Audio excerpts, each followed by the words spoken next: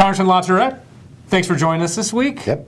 Well, let's jump right into things. It's a short week here in D.C. because of the Memorial Day holiday. But wanted to talk, first of all, about something we talked about a little bit last week, which is the VA scandal. Right. Last week, it seemed that it was a lot of Republicans who were really kind of stoking the fires on this. This week, the floodgates have really opened, and you've seen a lot of Democrats, particularly those who are in tough races this year, come out and call for the head of the VA's resignation. Talk to us a little bit about what's going on. Well, this is one of those scandals that is near and dear to a lot of lawmakers' hearts because it involves veterans.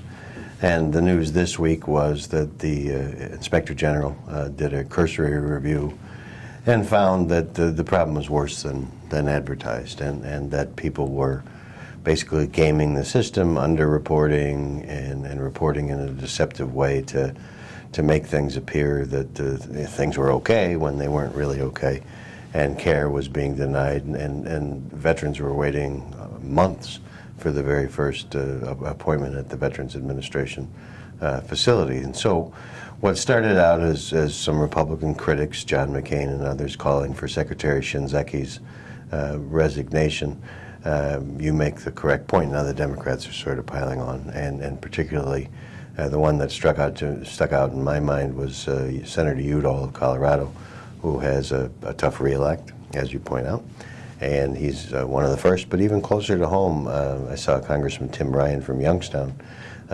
jumped out and is calling for his resignation. So it really is hard to believe that the Secretary is going to be able to withstand this firestorm. You know, and whether it's fair or not, I mean, nothing's fair in Washington. The Secretary probably didn't, do this, but he does have oversight over the agency. And what people are pointing to today is how quickly and easily the Inspector General was able to discover sort of this first layer of things.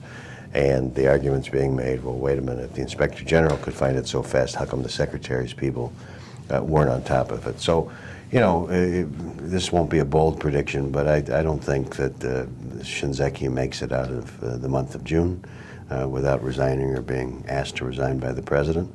But, the one person, just before we started to film this, the one person, Speaker Boehner, was not going to join the chorus, at least at this moment in time, and has taken a wait-to-see attitude. But he's about the only one in town. And just a follow-up, why do you think we haven't seen his resignation yet, or have Obama asked for his resignation? I mean, this seems to be one of those scandals that really is picking up steam, and it's one of those ones, as you mentioned, near and dear to a lot of folks' heart, dealing with veterans care.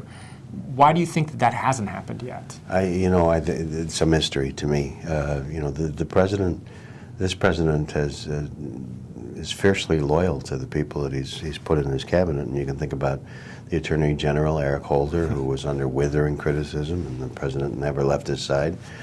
Kathleen Sebelius over at Health and Human Services. Yeah, they didn't have any problems there. During the whole rollout of the Affordable Care Act and the website problems. And now Secretary Shinzeki. And so I guess you can give President Obama high marks for loyalty to the people that he's put in place. But this is one of those things that in a year that most people are saying is going to benefit Republicans in November, it's making a lot of Democrats nervous. Well, also wanted to talk to you, there's a new study out this week that showed, not surprisingly, and I know you won't find this surprising, gridlock is at an all-time high. Less than 2% of the bills that are introduced actually are enacted into law.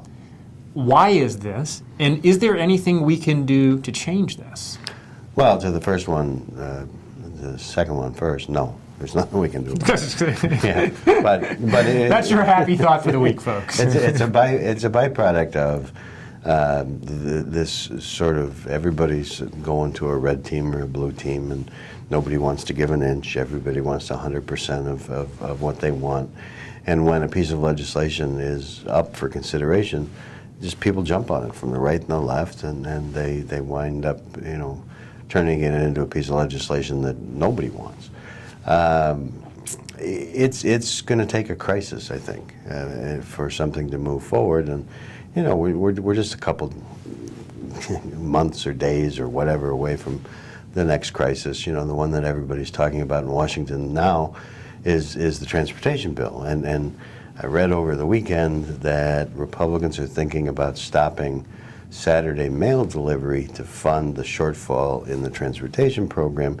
And that really is, something that Rube Goldberg would have built, sort of this thing.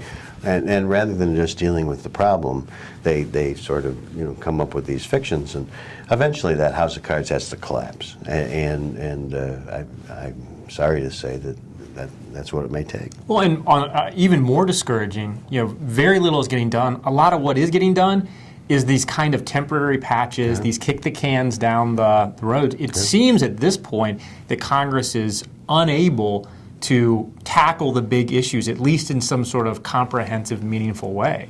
Well, as we've talked before, that I don't think much is going to happen between now and the election, because everybody's sort of staked out their position about where they want to be and what message they want to communicate to the voters between now and November.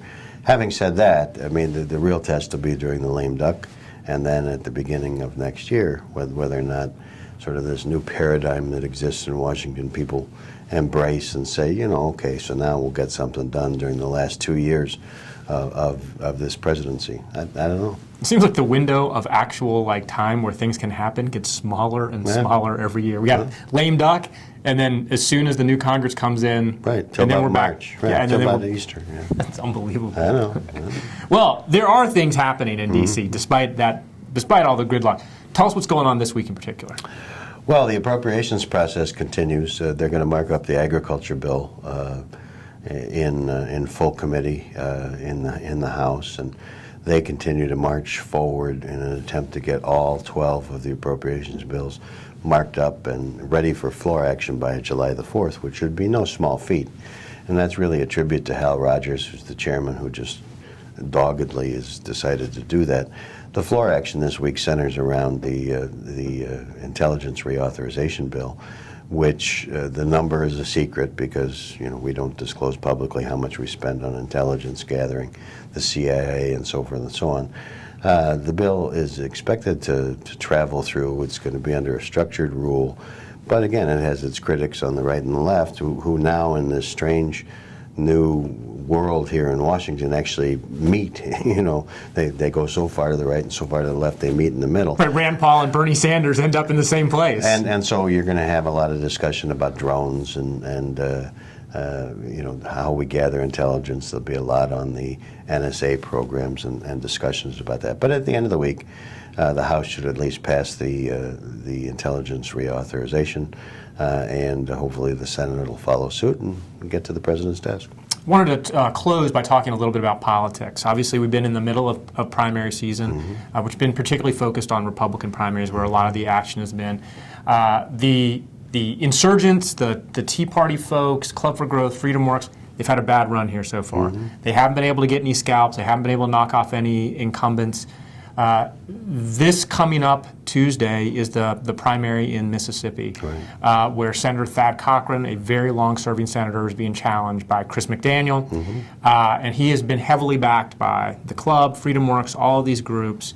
It seems like this is kind of the last opportunity for these groups to get a scalp. Talk to us a little bit about that race. Well, all eyes are going to be on Mississippi next Tuesday for all the reasons you just indicated. And the stars are aligned. The Tea Party groups are behind McDaniel, and the establishment groups are behind Thad Cochran's bid for re-election.